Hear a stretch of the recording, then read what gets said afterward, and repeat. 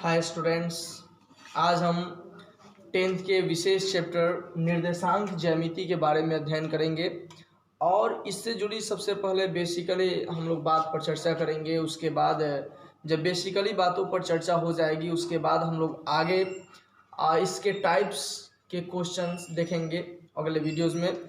और आज के वीडियो में हम देखेंगे निर्देशांक ज्यामिति।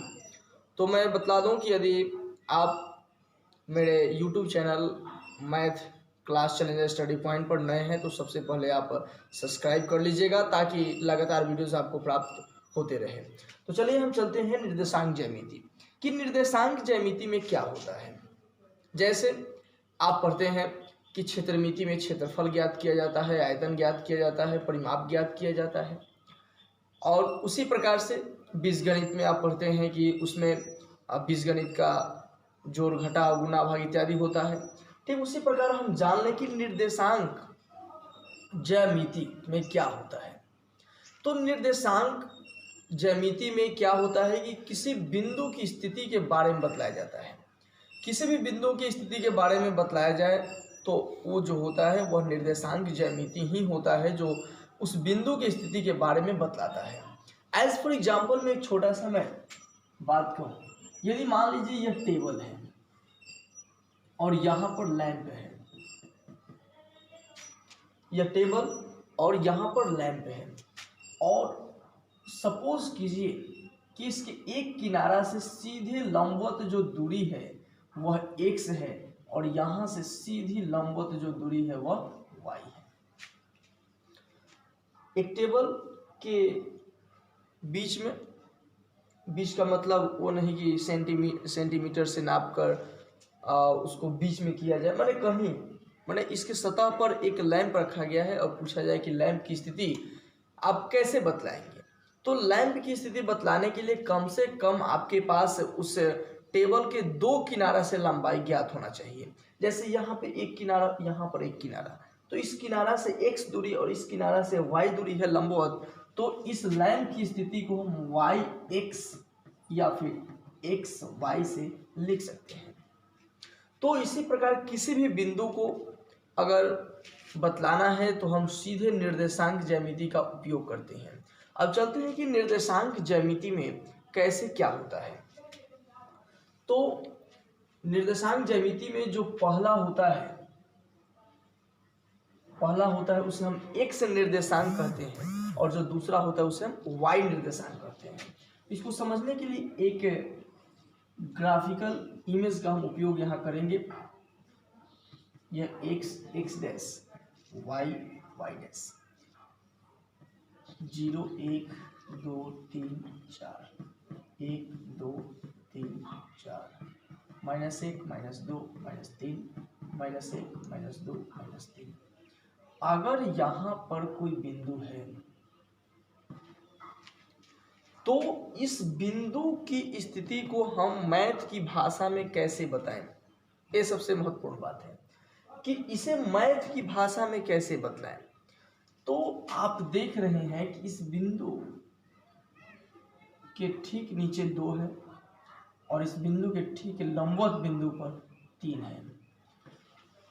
अब इसकी स्थिति को बतलाने के लिए सबसे पहले देखेंगे कि इस बिंदु में यह बिंदु का जो लंबवत जो रेखा है वह x अक्ष को कितने पर काट रहा है। यह x अक्ष को कितने पर काट रहा है, 2 पर काट रहा है। तो यहाँ 2 लिख लेंगे। सबसे पहले x अक्ष के कटान बिंदु को लिखेंगे, फिर यह रेखा को लंबवत रूप से बढ़ाया जाए तो यह y के कितने बिंदु को काट रहा है, यह y के तीसरे बिंदु पर काट रहा है। तो इस बिंदु की स्थिति का नाम क्या हो जाएगा, 2 3। यह बिंदु हो गया 2 3। अब यहाँ जो 2 हुआ उसको बोलते हैं x निर्देशांक।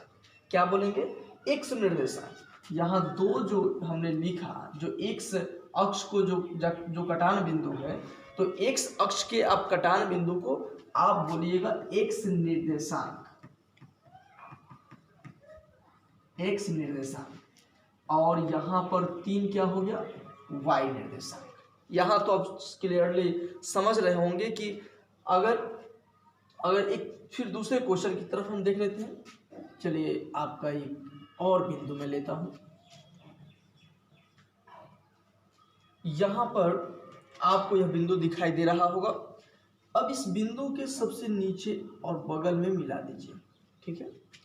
तो आप बताइए कि सबसे पहले कौन से बिंदु को लिखते हैं। तो सबसे पहले उस बिंदु को लिखते हैं जो आपका एक्स अक्ष में जितना काटता है। तो यह बिंदु एक्स अक्ष को कहाँ पर काट रहा है, यह -2 पर काट रहा है।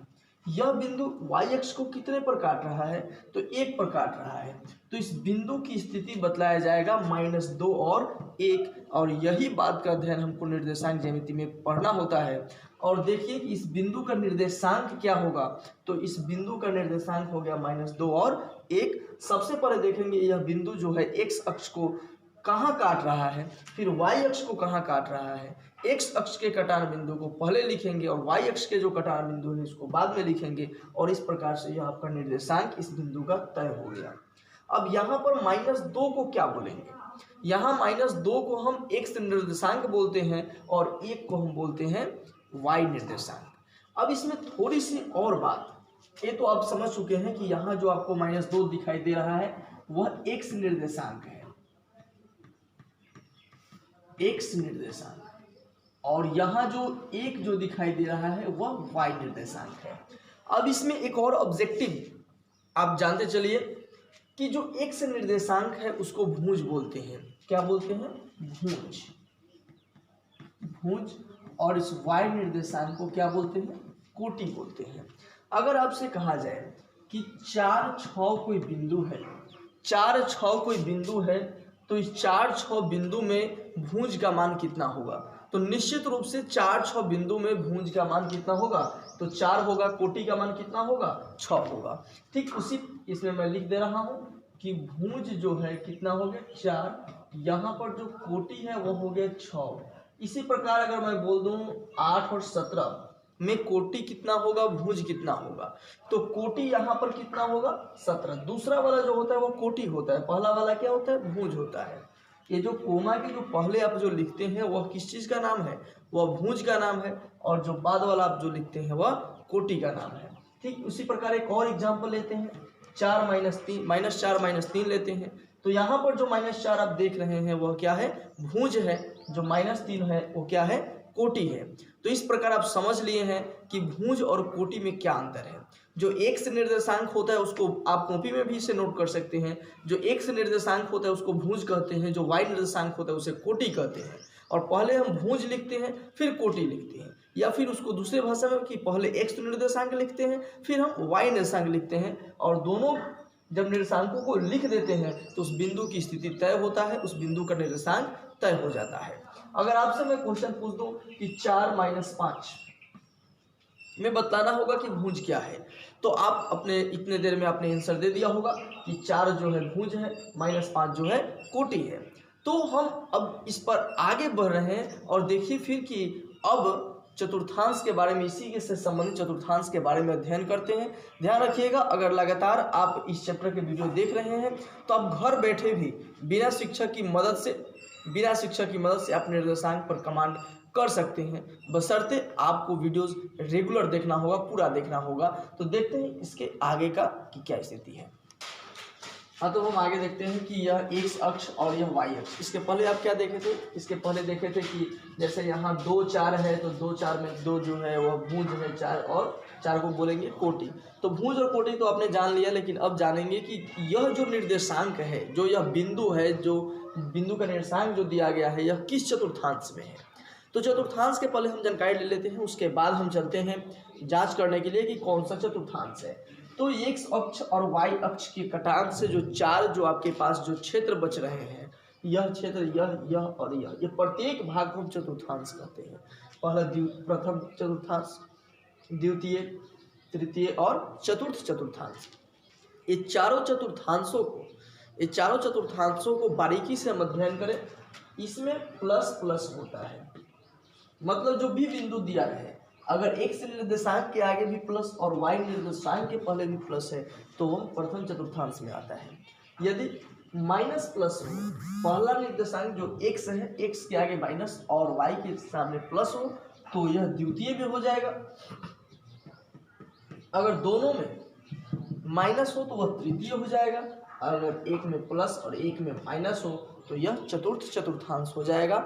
इसे निश्चित रूप से आप बोर्ड से उतार लीजिएगा और इसे याद रखिएगा कि अगर यह जो पहला पहले यहाँ समझिए कि कोमा के पहले वाला x निर्देशांक होता है, कोमा के बाद वाला y निर्देशांक होता है।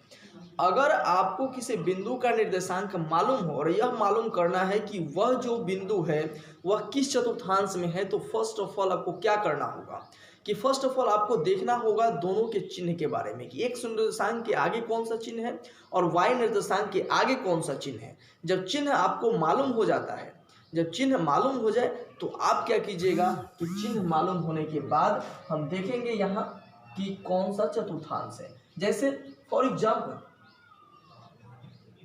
4 - 2, 4 - 2 के बारे में आपका क्या ख्याल है कि 4 के आगे क्या है, प्लस है और यह माइनस है। प्लस और माइनस किस में है, प्लस और माइनस किस में है, चतुर्थ में है। मतलब यह किस चतुर्थांश में है, यह चतुर्थ चतुर्थांश में है। आपसे कहा जाए 3 2 किस चतुर्थांश में है, तो 3 2 का चतुर्थांश ज्ञात करने के लिए आप देखिए कि यहाँ भी प्लस यहाँ भी प्लस, तो यह दोनों प्लस में है तो कौन सा चतुर्थांश हो गया, तो यह प्रथम चतुर्थांश हो गया। ठीक इसी प्रकार हम देखते हैं -4 2, तो पहले माइनस है बाद में प्लस है, तो पहले माइनस और बाद में प्लस, एक किस चतुर्थांश में हुआ, तो यह द्वितीय चतुर्थांश में हुआ। क्वाड्रेंट बोलते हैं इंग्लिश में जिसको हम, ये first quadrant, second quadrant, third quadrant and fourth quadrant. तो आप यहाँ देख पा रहे हैं कि हम चिन्ह के आधार पर चतुर्थांश निर्धारित कर लेते हैं। तो आपको चिन्ह याद रखना होगा कि प्लस प्लस है तो प्रथम, माइनस प्लस है तो द्वितीय, माइनस माइनस है तो तृतीय, प्लस माइनस है तो चतुर्थ चतुर्थांश होगा। जैसे एक और आपसे मैं अगर पूछ दूं कि 5 - 7 ये कौन से चतुर्थांश के अंतर्गत आता है, तो 5 के पहले क्या है, प्लस है और 7 के पहले क्या है, माइनस है। यह प्लस और यह माइनस, तो प्लस और माइनस आप देख सकते हैं यह डाटा है कि यह डाटा में प्लस माइनस किस चतुर्थांश में है, तो इस डाटा में प्लस माइनस जो है वह चतुर्थ चतुर्थांश में है। तो आपने आंसर जरूर दिया होगा कि यह जो है वह चतुर्थ चतुर्थांश में है। चलिए इसके बाद हम आगे देखते हैं कि आप क्या बता पाते हैं। अब यहाँ पर मैं पूछ दूं कि 3 2 किस चतुर्थांश में है, तो 3 2 किस चतुर्थांश में है, तो दोनों प्लस में है तो प्रथम चतुर्थांश में है। अब यहाँ से थोड़ा सा डिफिकल्ट टाइप की तरफ मैं बढ़ता हूँ। यदि आपसे कहा जाए कि 4 0 यह किस चतुर्थांश में है, तो मैं बतला दूं कि अगर 0 किसी निर्देशांक में हो जाता है तो वह किसी चतुर्थांश का हिस्सा नहीं होता है, वह अक्ष पर होता है। तो यहाँ देखिए, यहाँ जो है y वाला क्या है, 0 है, सिर्फ x का मान है। इसका मतलब कि यह x अक्ष पर है। इसको लिख सकते हैं कि x अक्ष पर है। क्लियर। अगर हम बात करें इसके आगे, तो देखिए इसके आगे मैं समझा रहा हूँ कि इसके आगे हम कैसे आगे इसमें बढ़ेंगे।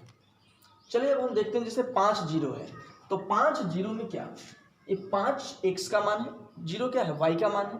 तो y का मान 0 है मतलब y नहीं है, तो y नहीं है मतलब यह सिर्फ x है, तो लिखेंगे कि यह x अक्ष पर है। अगर 0 4 कहा जाए तो x नहीं है, सिर्फ y है, तो लिखेंगे y अक्ष पर है। अगर मान लीजिए 7 0 है, तो यह x का मान 7 तो है लेकिन y का मान नहीं है, y का मान 0 है लेकिन y का मान 0 है, तो इसको कहेंगे x अक्ष पर है। उसी प्रकार 0 और 5 करेंगे तो x अक्ष का मान तो x निर्देशांक तो नहीं है, सिर्फ y निर्देशांक है, इसलिए कहेंगे y अक्ष पर है। तो इन एग्जाम्पलों से आपने यह क्लियर कर लिया होगा। और चलते चलते एक अंतिम इसमें पॉइंट मैं बता दूं कि यह x और y जो काटता है वह कटान बिंदु को कहते हैं मूल बिंदु। क्या बोलते हैं, मूल बिंदु बोलते हैं। और इस मूल बिंदु का निर्देशांक होता है 0 0। तो आपने देखा कि y और x जिस बिंदु पर काटते हैं एक दूसरे को, उसका नाम क्या है, मूल बिंदु। और मूल बिंदु का निर्देशांक होता है 0 0। तो फिर मिलेंगे इसी चैप्टर में अगले वीडियोज में, तब तक के लिए अनुमति दीजिए। धन्यवाद।